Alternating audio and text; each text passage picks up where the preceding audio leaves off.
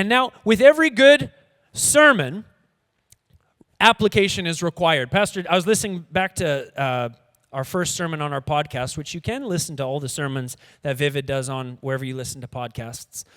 But I was listening to sermon number 1, and Justin did mention, I loved this line. He said, the power in preaching is not in information, but in application.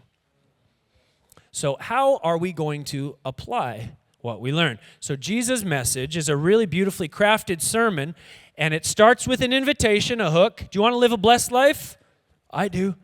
Here's how we can do it. Here's all the ways, all these different examples, pictures, ideas, circumstances, but really it's all about knowing who God is. And then after you know who God is, now you have a choice. Are you going to do it or are you not? The last portion of the Sermon on the Mount from chapter 7, verse 13 to the end is titled The Choice. Like that is what scholars would call that part of the Sermon on the Mount, the choice. It's the application, right? Jesus doesn't push his way and say, you're all sinners, you're all going to die, step in line right now, do it, like peer pressure. But he says, this is the way of the kingdom my Father has. If you don't, this is the other way. Now, the choice is up to you. You can make a choice. And he paints such a clear picture that really, as I have gone through my life, I have learned this to be the greatest choice I've ever made in my life, and it's so worth it. But it is a distinct choice. Jesus says, no one else comes to the Father but through me. So you do have to make a decision.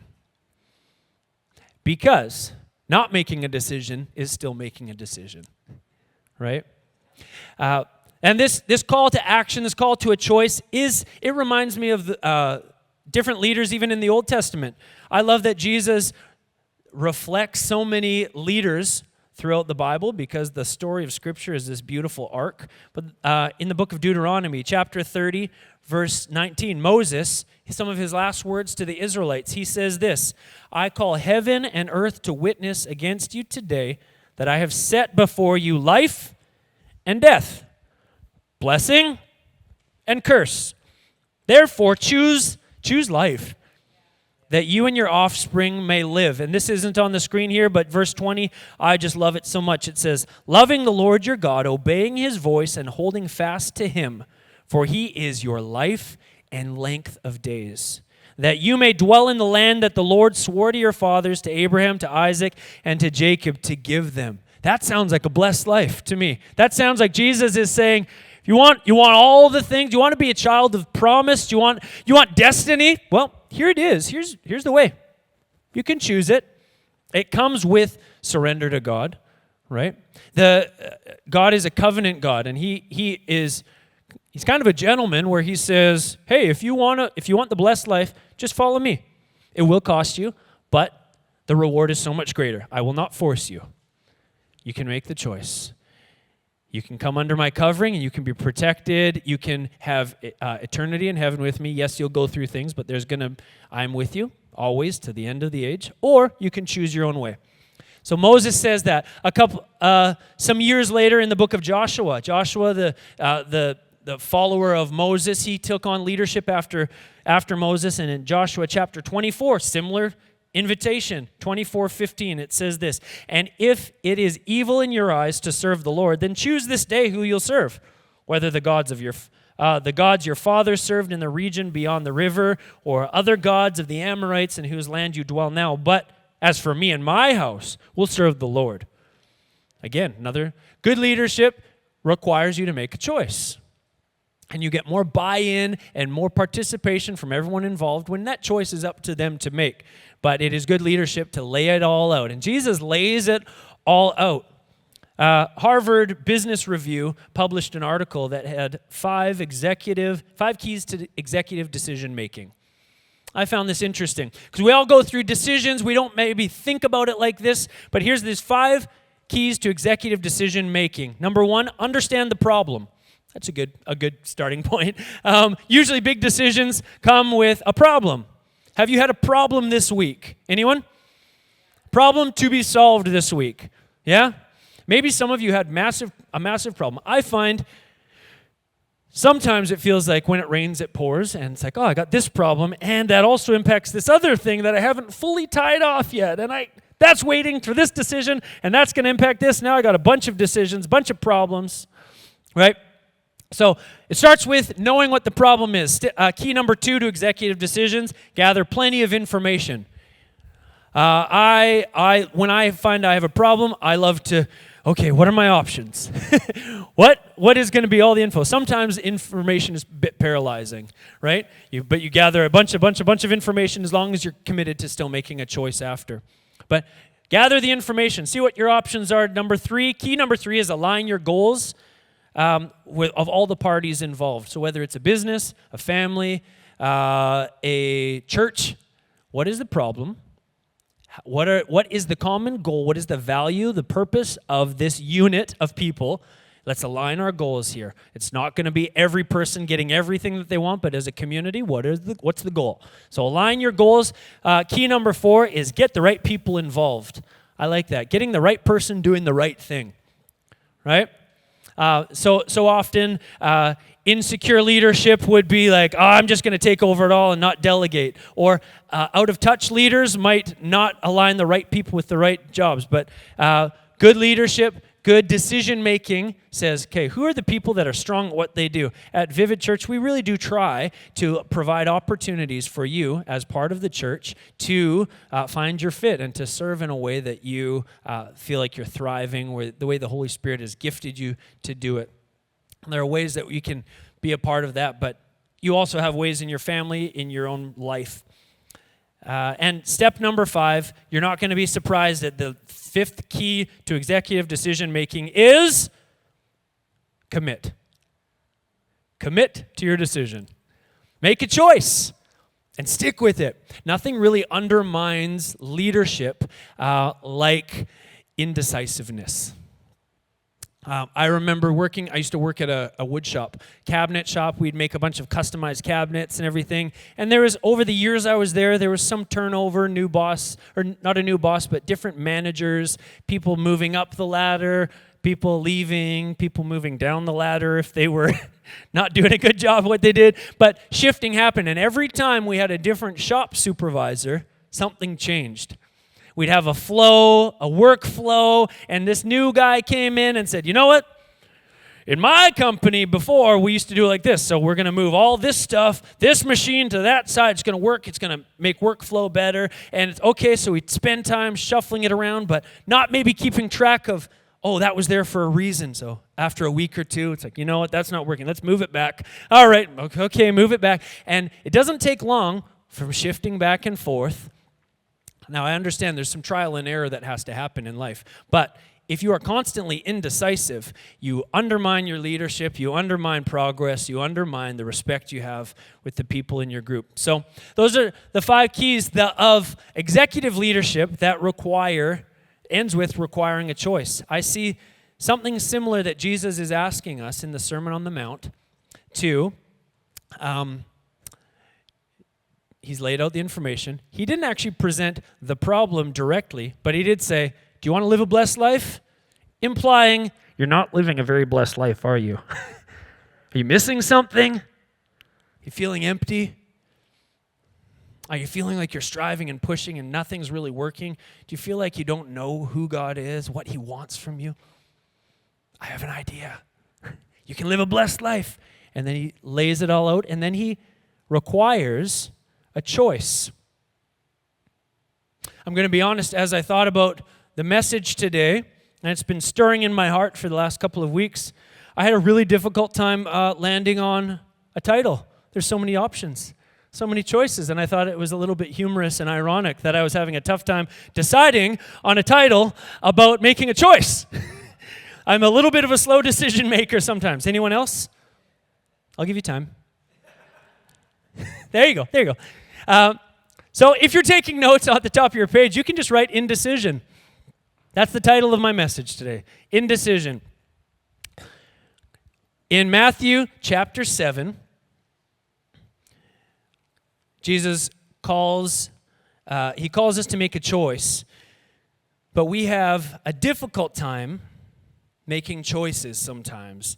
When I was younger, I had a really difficult time with a lot of decisions. I had a lot of fear about making the wrong choice. I had a lot of fear about what if making that decision means I can't do what I want. Have you been there? I have had fear about loneliness. If I make that choice and nobody else makes that choice, everyone else does that, even for decisions that aren't like a right and wrong decision, right? Maybe you're like, if you've ever been at a restaurant, you're like, ooh, I don't know what to choose, right? You're sitting and looking at that menu. You're in a group of people, you see the server, they've already gone and got your water. They have nothing else to get you until you make a choice. And they come, you're like, I've been talking, I have no idea what to decide, and this is overwhelming. Oh no.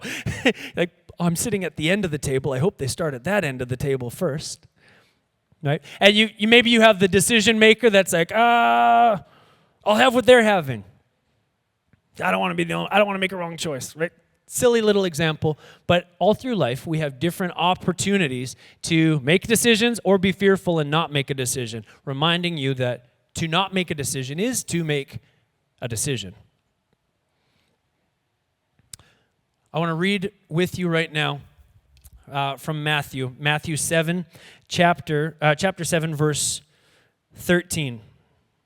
Jesus lays out a few pictures about why making a decision is important, okay?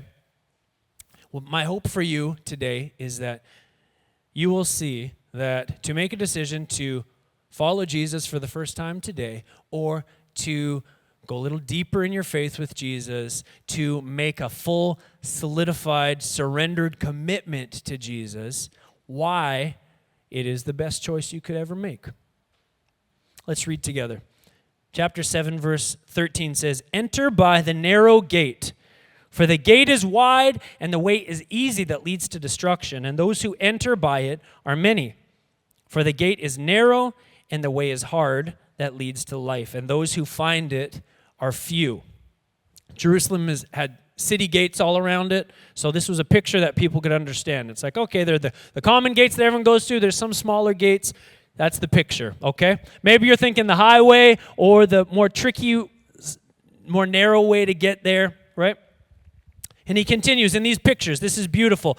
It says, "Beware of false prophets who come to you in sheep's clothing, but inwardly are ravenous wolves." That's where that phrase, wolf in sheep's clothing, comes from.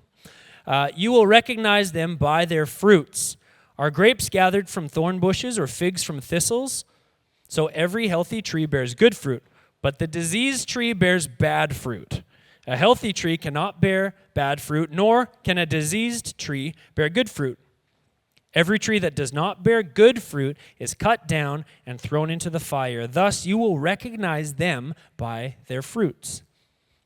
We're going to continue here. Verse 21 says, "Not everyone who says to me, 'Lord, Lord,' will enter the kingdom of heaven, but the one who does the will of my Father who is in heaven. On that day, many will say to me, 'Lord, Lord, did we not prophesy in your name and cast out demons in your name and do many mighty works in your name?' And then I will declare to them, 'I never knew you. Depart from me, you workers of lawlessness.'" That sounds a little harsh. We'll unpack that in a minute. Finally, he says, there's one last picture. "Everyone then who hears these words of mine," this is, remember, Jesus' final call at the end of his sermon, if you heard all of what I just said, and anyone who does them will be like a wise man who built his house on the rock. And the rain fell, and the floods came, and the winds blew and beat on that house, but it did not fall because it had been founded on the rock.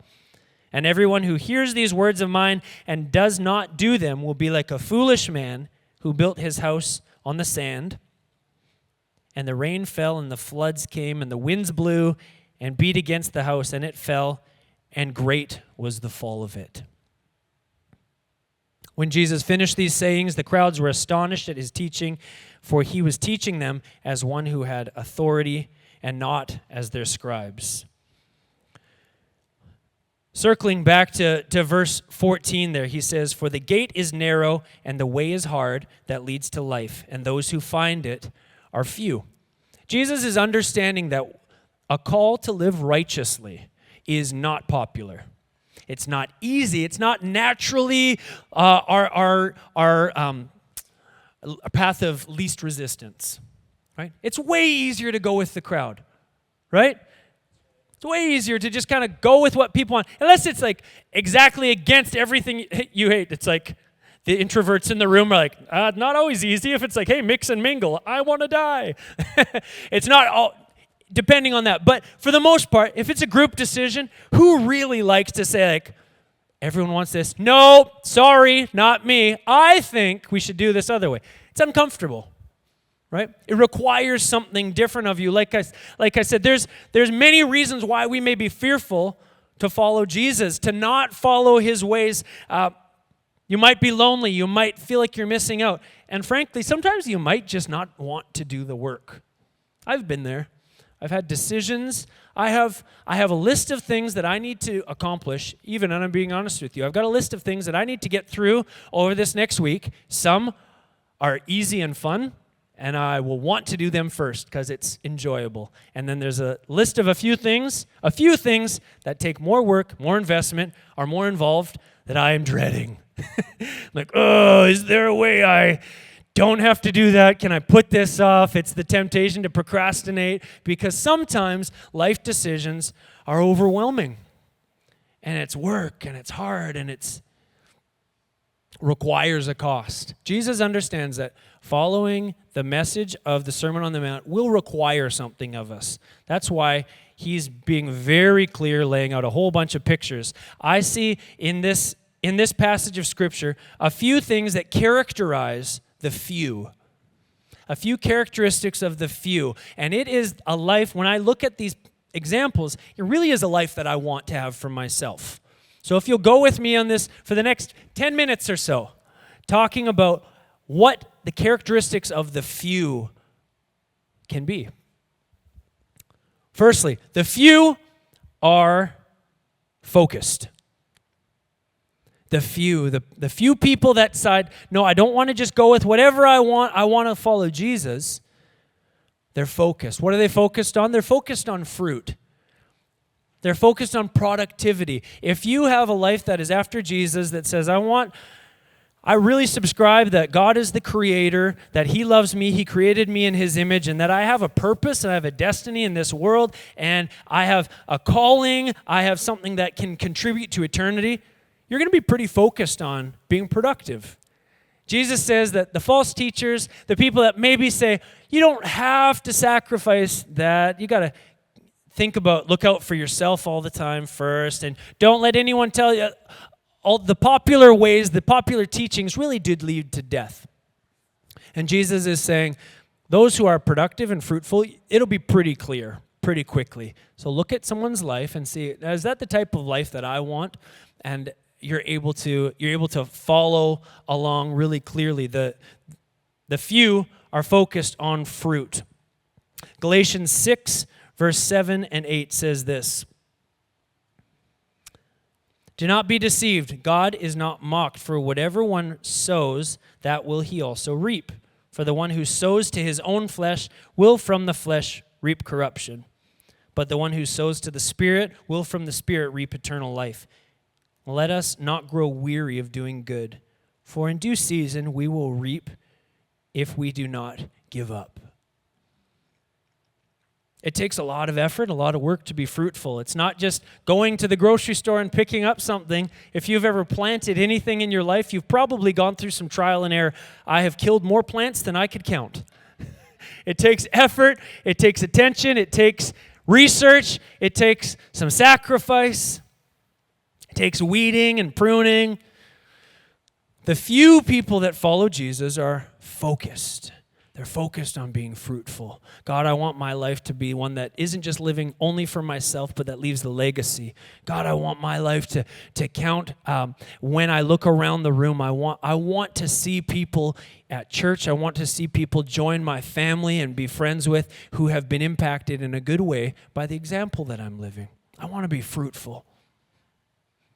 The few are focused on fruit. Billy Graham said this. When we come to Christ, we're no longer the most important person in the world to us. Christ is. Instead of only living for ourselves, we have a higher goal, to live for Jesus. So Jesus is saying, if you want to be right, if this is the greatest way, this is the greatest life, this is the most blessed life you could ever have, it will cost you something, but what a high calling it is to serve Jesus.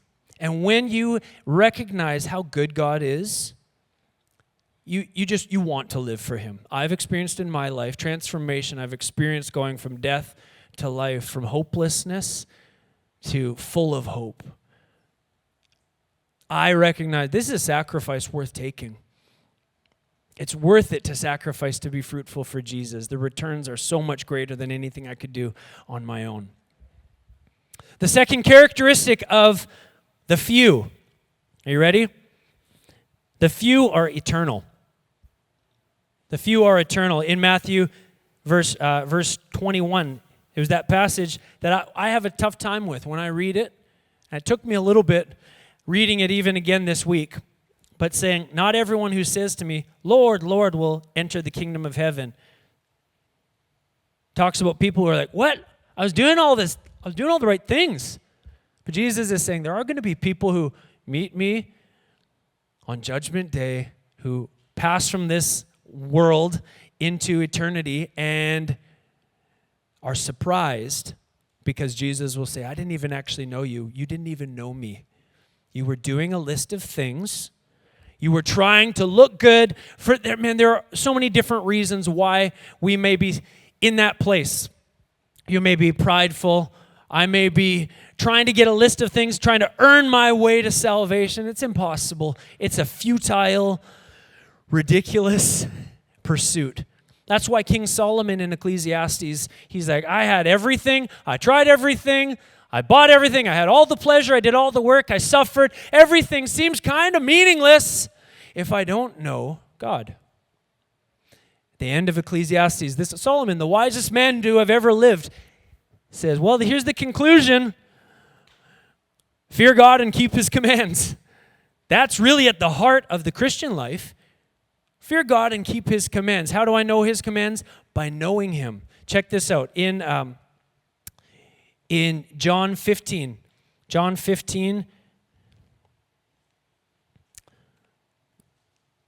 verse 16. Are you there? If you're there, say, I'm there. Some of you are there. Okay, John 15, 16. Jesus says this, you did not choose me. Interesting that he uses those words. But I chose you and appointed you that you should go and bear fruit, and that your fruit should abide. That means that your fruit should stay connected to me.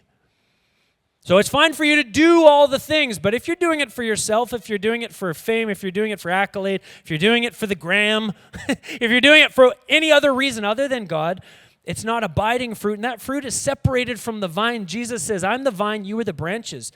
Apart from me, you can't do anything. You can maybe think for a moment you're growing something amazing, but apart from God being your source and your motivation, it really is all on your own strength. That's self-righteousness. It's trying to make it work on your own. We teach a course here at the church called Freedom a couple times a year, and one of the main principles that we talk about often is we want to serve God out of delight, not out of duty. Serving God just to check off the boxes, just because I have to go to church because that's what Christians do, so I guess I'll do it. I should read my Bible. I should tithe. I should be generous. I should not be judgmental because that's just what I have to do. That's the wrong way of thinking. Jesus is calling us, hey, just know me. When you recognize how much you've been saved from, you will be happy to offer forgiveness to somebody else. You'll be happy to not hold a grudge. You'll be happy to serve however you can, because it's like that person in the Bible that was forgiven of much debt, and they were just so grateful.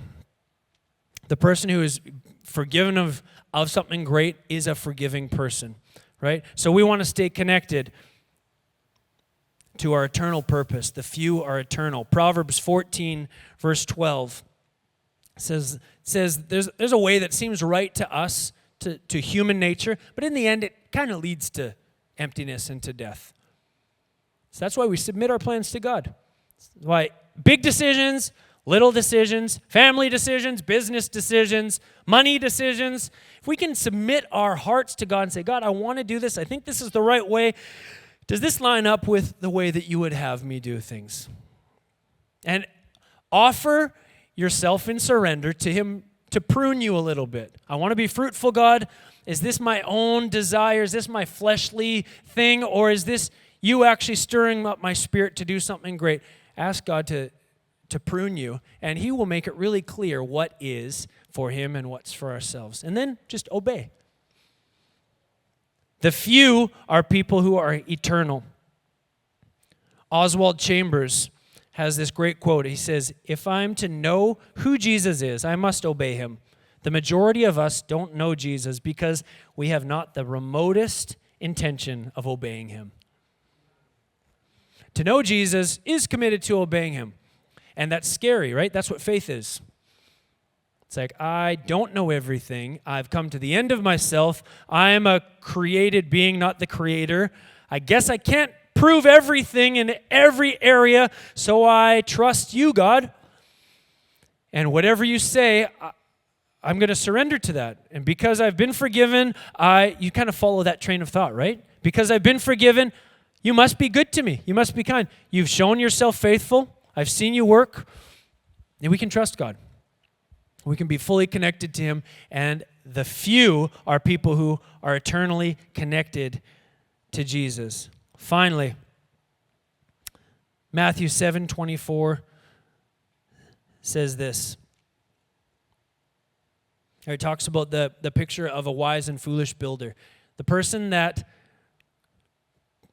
decides to surrender to Jesus, to be the few, to follow Jesus no matter what the cost, are warriors. The few are warriors. Let me tell you, when you submit your heart to Jesus, when you commit come hell or high water, I choose to follow Jesus, you will be amazed at what you can withstand. I've had areas of my life where, apart from Jesus, oh my goodness, I would be a crumpled mess. And sometimes all the human parts of me still are. But my spirit is, I think of the word stalwart. It means just like immovable. It's like that kid that you play football against that's maybe a little bit short and stocky, but it's impossible to knock over.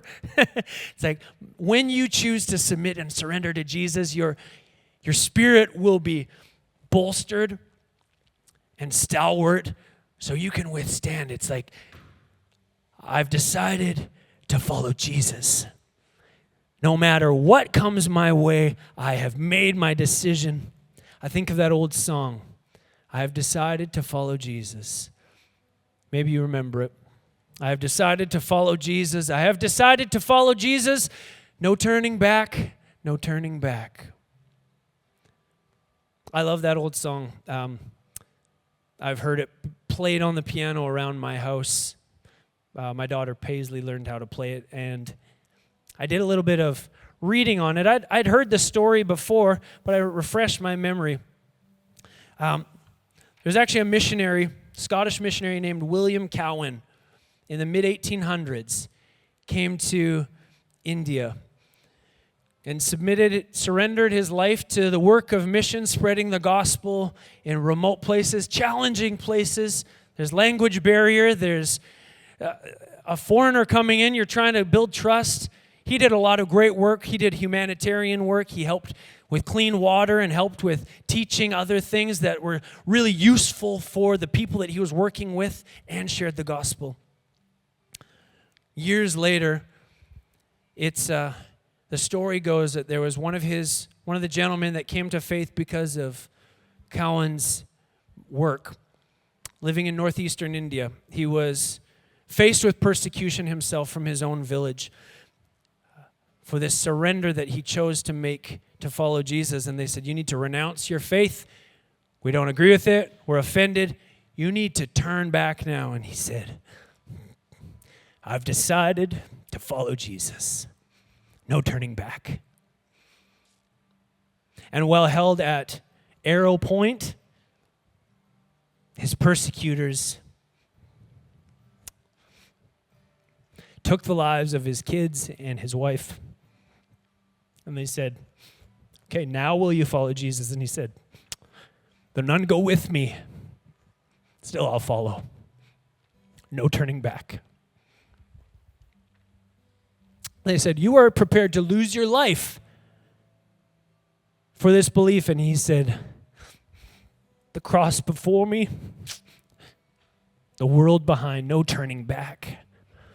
Let me tell you, friends, the life of surrender to Jesus, few take it because it costs something. It's not popular. Truth comes into direct offense with the life of darkness, comes into direct attack on the devil, on the powers of hell. We're in a battle, but the few are warriors. And you may not feel like you have the strength to do it on your own.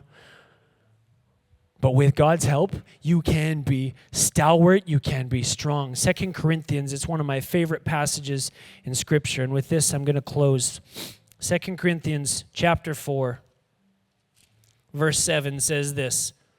So the Apostle Paul is talking about having the gospel, having this message of truth in our lives. And he says this, but we have this treasure in jars of clay to show that the surpassing power belongs to God and not to us.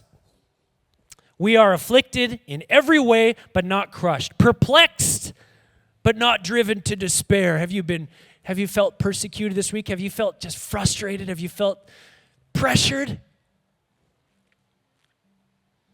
You're persecuted, but not forsaken. Struck down, but not destroyed, always carrying in the body the death of Jesus, so that the life of Jesus may also be manifested in your bodies. Let me tell you, for we who live are always being given over to death in our physical selves. We die to self.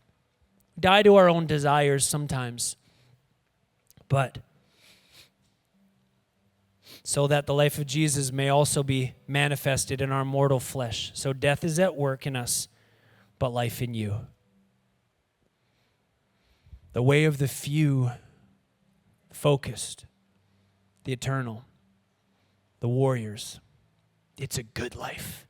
It's a blessed life. It is a life worth submitting your whole heart and soul and mind and strength to, and you will not regret it. But it's a choice.